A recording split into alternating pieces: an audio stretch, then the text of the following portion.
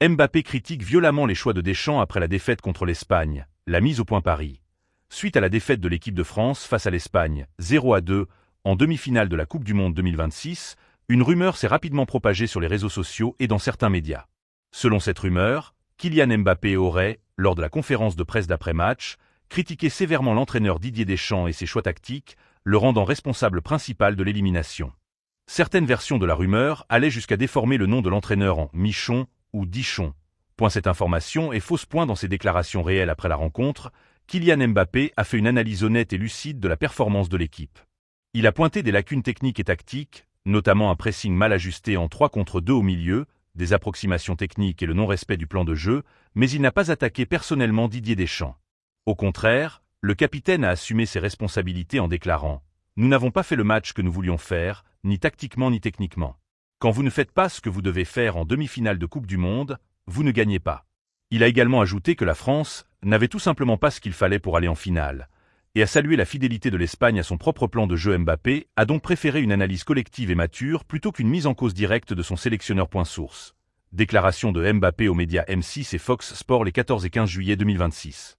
Guerre en Ukraine. Donald Trump affirme que Vladimir Poutine est prêt à conclure un accord pour mettre fin au conflit. Le président des États-Unis, Donald Trump, a déclaré lors d'un entretien accordé à Fox News qu'il estimait que le président russe Vladimir Poutine était désormais disposé à négocier un accord afin de mettre un terme à la guerre en Ukraine. Selon Donald Trump, les conditions seraient aujourd'hui réunies pour ouvrir la voie à une solution diplomatique. Il s'est montré optimiste quant à la possibilité d'un règlement rapide du conflit, affirmant qu'une issue pourrait être trouvée avant la fin de son mandat à la Maison-Blanche. « Je pense que Vladimir Poutine est prêt à conclure un accord. Je pensais même que cette guerre se serait terminée plus tôt », a déclaré le président américain, tout en soulignant qu'il poursuivait les efforts diplomatiques avec les différentes parties concernées. Donald Trump a également rappelé qu'il avait toujours affirmé pouvoir mettre fin au conflit grâce à des négociations directes entre Moscou et Kiev. Depuis son retour à la présidence, son administration affirme faire de la résolution de la guerre en Ukraine l'une de ses principales priorités de politique étrangère. Ces déclarations interviennent alors que les combats se poursuivent sur plusieurs secteurs du front, malgré des discussions diplomatiques menées ces derniers mois. Aucune annonce officielle n'a toutefois été faite par le Kremlin ou par les autorités ukrainiennes concernant un éventuel accord de paix ou un calendrier de négociation. La communauté internationale suit de près ces évolutions, dans l'attente de signes concrets pouvant conduire à un cessez-le-feu durable et à l'ouverture de véritables négociations de paix entre les deux pays. Ebola en RDC. L'épidémie progresse à un rythme sans précédent. Plus de 2000 cas et 754 décès recensés. L'épidémie d'Ebola continue de s'aggraver en République démocratique du Congo, RDC.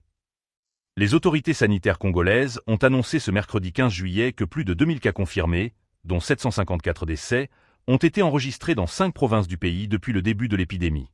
Selon l'ONG Médecins sans frontières, MSF, la situation s'est fortement détériorée ces dernières semaines. En moins de 5 semaines, le nombre de cas confirmés a triplé, tandis que le nombre de décès a été multiplié par plus de 5, témoignant d'une propagation extrêmement rapide du virus. L'Organisation mondiale de la santé, OMS, estime par ailleurs que la réalité pourrait être bien plus préoccupante que les chiffres officiels. D'après ces experts, l'épidémie pourrait être de 2 à 4 fois plus importante que les données actuellement recensées, en raison de nombreux cas non détectés ou non déclarés.